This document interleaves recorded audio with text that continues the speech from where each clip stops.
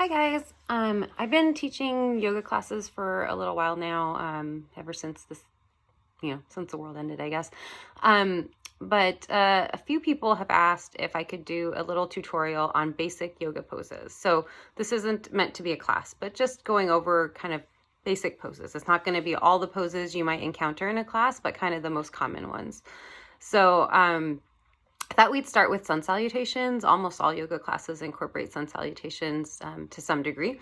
And we'll start with series A. So what I'm going to do is first I'm going to show you a sun salutation, and then I'll break down each of the poses that are in there. So here is basic, what we call series A sun salutation.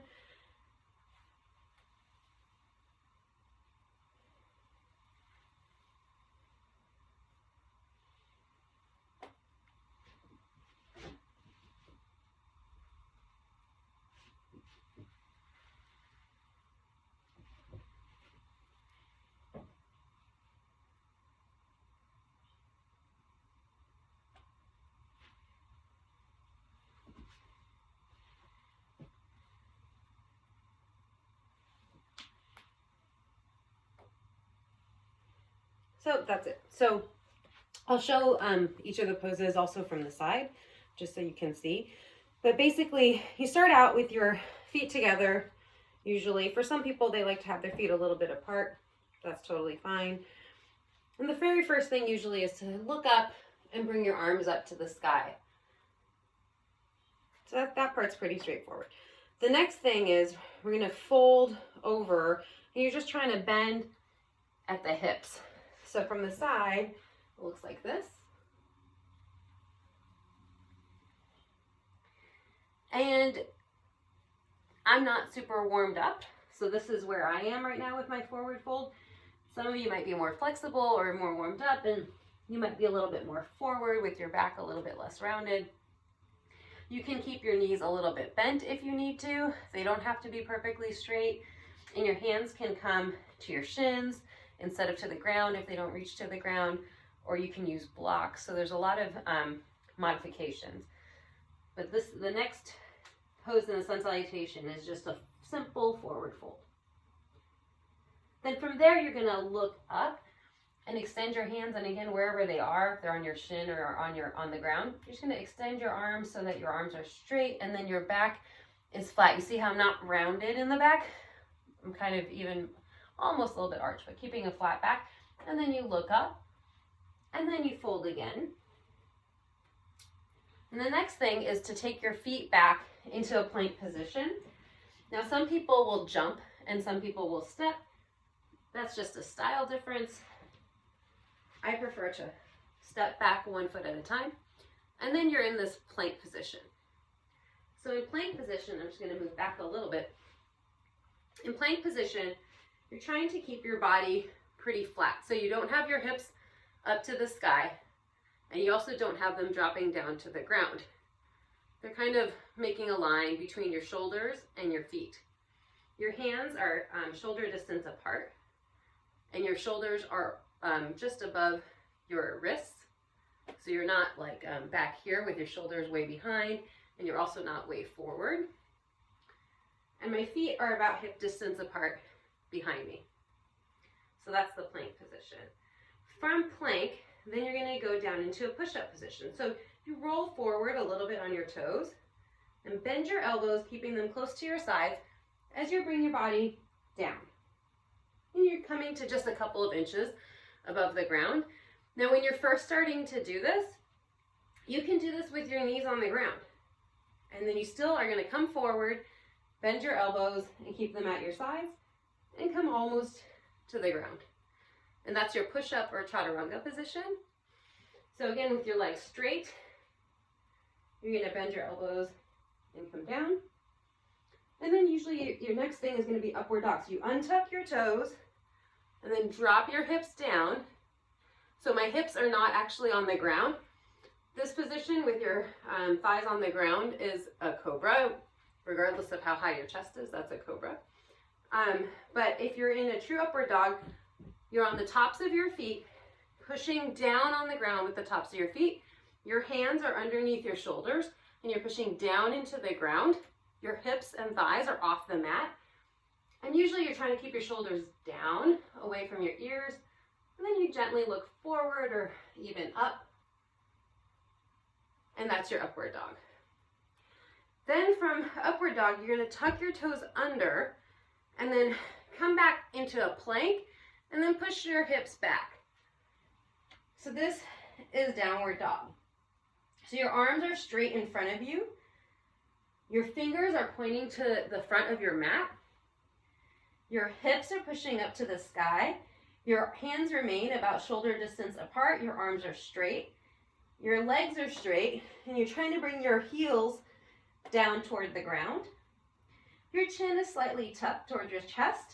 And then you're trying to kind of think about whether you can move your torso closer to your thighs. And the more warmed up you are and the more flexible you are, you can think about that, plus trying to bring your armpits toward the ground. But even just here is fine, you know, wherever you are. The key is not to be too compressed. If your stance is too narrow, this isn't a true downward dog. This is almost more like a forward fold. And to not be so far out like this that there's no way my heels are going to come to the ground because I'm just spread too far out. And everybody's a little bit different, so that part you kind of will have to figure out for yourself. And then from there, you're going to bring one foot forward and then the other foot forward. And again, some people like to jump, and that's fine. But if you like to step like I do, then you bring both feet forward and then you fold again. And then you come up to standing. So that's Series A for sun salutations. And then Series B is very, very similar, but we're just gonna add a chair and a couple of warrior ones. So I'm gonna show you first and then I'll break it down. So starting in a very similar way or exactly the same way as we did for sun salutation A, you inhale and look up, and then you're gonna sit your bottom down.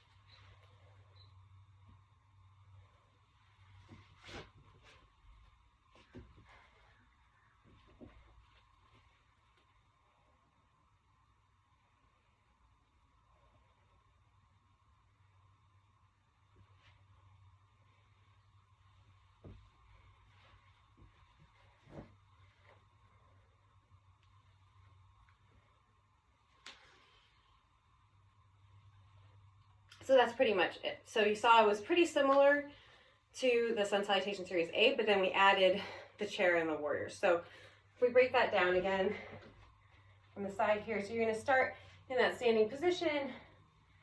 Usually you raise your arms up or just straight away sit in a chair. So chair, you are trying to keep your feet together if you can, although some people put their feet just a little bit further out, that's okay. You're trying to drop your bottom down toward the ground like you're sitting in a chair. You don't want your knees extending forward. You're not leaning forward over your feet. You should still be able to look down and see your toes. And then usually you're going to try to raise your arms up and keep your upper body a little bit upright. It's very hard to do. And then from there, you're just going to fold just like we did in Series A. And then look up and then either jump or step back into your plank. And then come down into chaturanga. And then upward dog. So that's all the same. And then downward dog. So from here, now, whereas in Series A, we just stayed in downward dog and then finished the sun salutation, now you're going to take one leg up to the sky and then bring that foot forward. So you're out like in this lunge position. And then your foot that's behind, you're going to rotate that foot so that the toes are now pointing at an angle, either 45 or 60 degree angle from the front foot. And And then you're going to come up to be upright with your upper body. Your front leg, you're trying to get this thigh to be sort of parallel-ish to the earth. The knee is over the top of the ankle. Again, you're not extending forward like this. The back leg is straight, and you're pushing toward the outer edge of that back foot. Your hips are facing forward. So if you see it from the front, it looks like this. My hips are facing forward. They're not out to the side. And so you do that usually just for one breath, and then you bring both hands down, go back into plank, and then down to chaturanga or push-up position, to upward dog again, back to downward dog again, and now you do the other side. So you bring the other knee forward, swivel that back heel down, and now the same thing, trying to bring this thigh parallel to the earth, back leg is straight, pushing to the outer edge of the back foot, and your front knee is over the top of your ankle, your hips are facing forward, and you bring your hands up. And then you bring your hands on either side of the foot, push that foot back, you're in plank, and then back into downward dog. And then from downward dog, then you're gonna bring one leg forward, then the other leg forward, and now you're gonna sit again in chair. And then you come to a forward fold, and then inhale, come up to standing.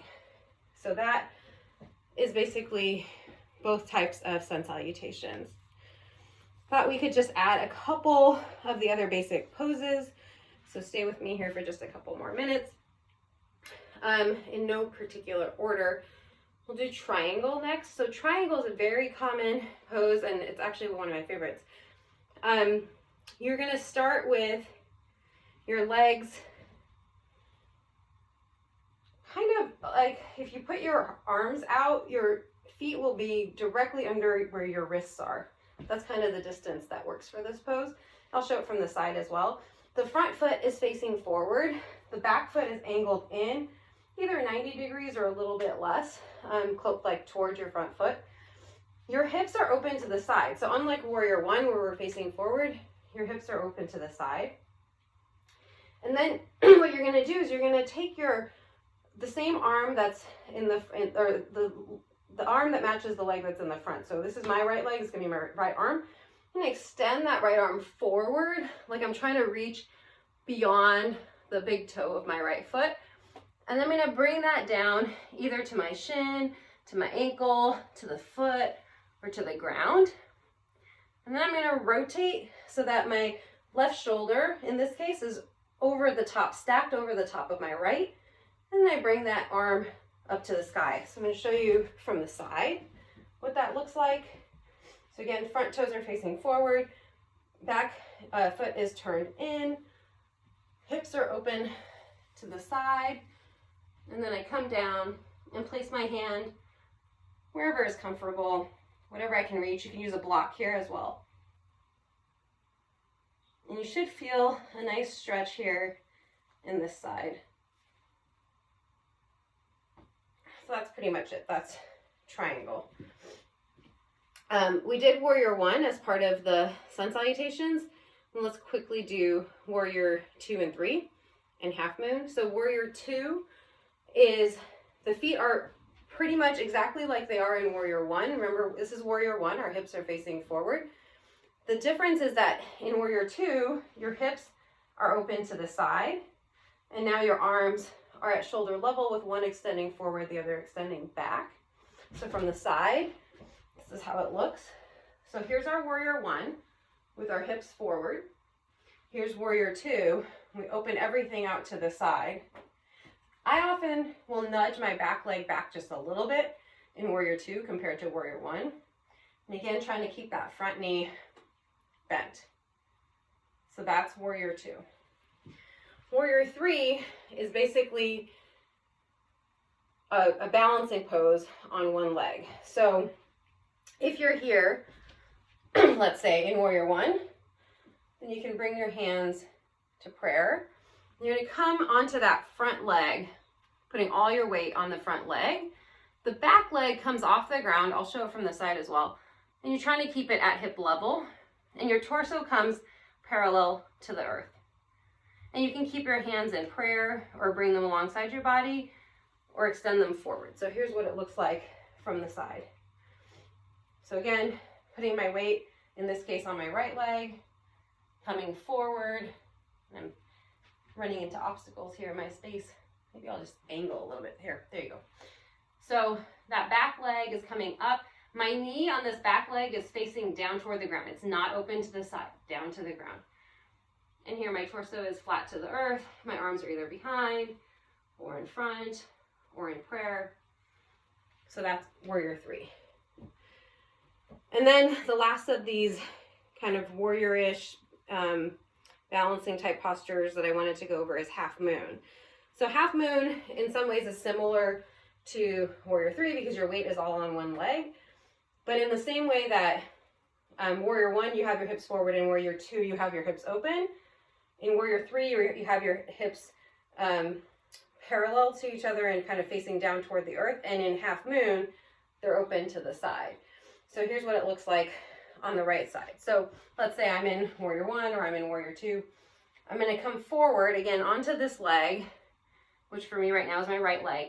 My right hand, so the same hand as that foot, is going to come to the earth or a block, whatever is convenient for you. My back leg, and I'll show this from the side, back leg is elevated up, and now my knee is pointed to the side, and then I bring, again, my left shoulder to stack over my right. And this is half moon, and you can take the front hand off the ground if you feel like you have good balance. Let me show you again from the side. My hand is not directly in front of that foot. It's just to the pinky edge side of the foot and about a foot forward. But I'm really thinking about opening those hips and stacking the left hip over the right hip and stacking the left shoulder. I think you can't quite see there, sorry. Stacking the hips and the shoulders. So I'm opening everything out to the side. So that's half moon.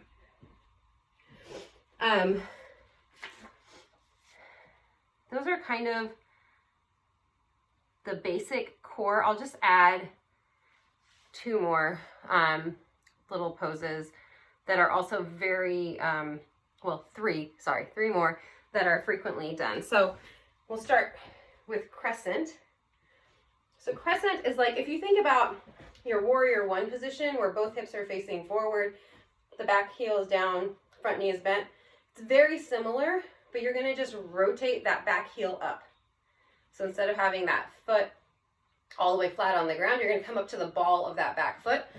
Here's what it looks like from the side. So here's warrior 1, and here's Crescent. That's pretty much it. I often will nudge my back foot back just a little bit for Crescent.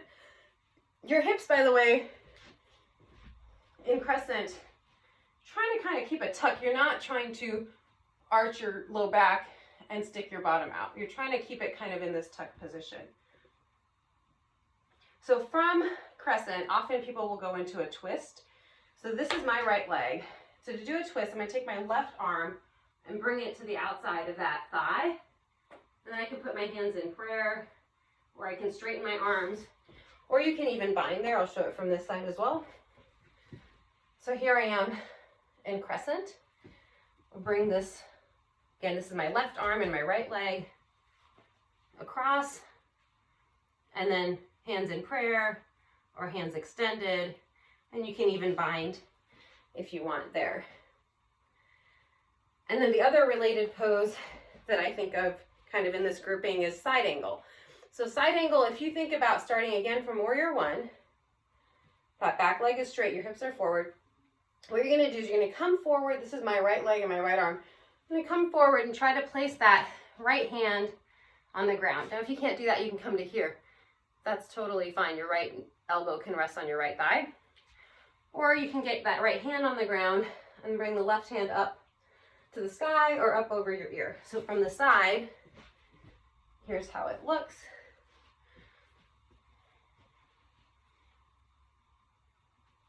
I'll do it at an angle so you can see the whole thing. Like this. So I'm opening my chest up to the sky, stacking my shoulders. In this case, my left shoulder over my right shoulder. And my hips are open to the side, just like in warrior 2. So that's side angle. I think that's a pretty good start. So we did standing, forward fold, plank, downward dog, upward dog, warrior 1, warrior 2, warrior 3, chair, triangle, crescent, side angle, prayer twist. That's pretty good for a little introduction. So hopefully that helps. Let me know if you have any questions. You can find me on Twitter at @Argavon_Solace or Instagram at ArgavonSolaceMD. Thanks, and namaste.